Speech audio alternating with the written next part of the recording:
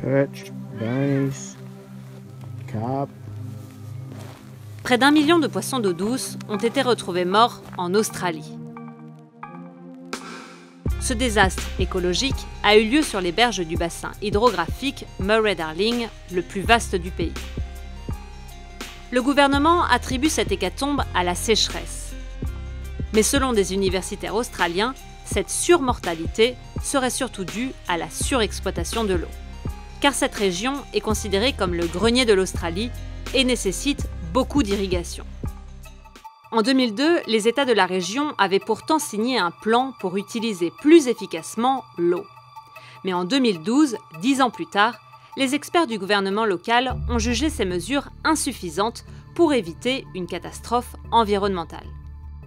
L'ébauche de plan décennal proposé ne comprend pas suffisamment de règles pour assurer des résultats environnementaux. À cela s'ajoute le fait que cette mesure s'était avérée très impopulaire auprès des communautés rurales.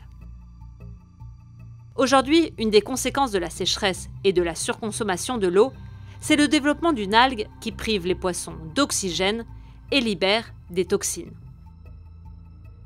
Pour y remédier, l'opposition a appelé le gouvernement à créer un groupe de travail d'urgence. Je demande à Scott Morrison de réunir un groupe de travail scientifique d'urgence pour enquêter sur la mort choquante de poissons dans le Murray-Darling.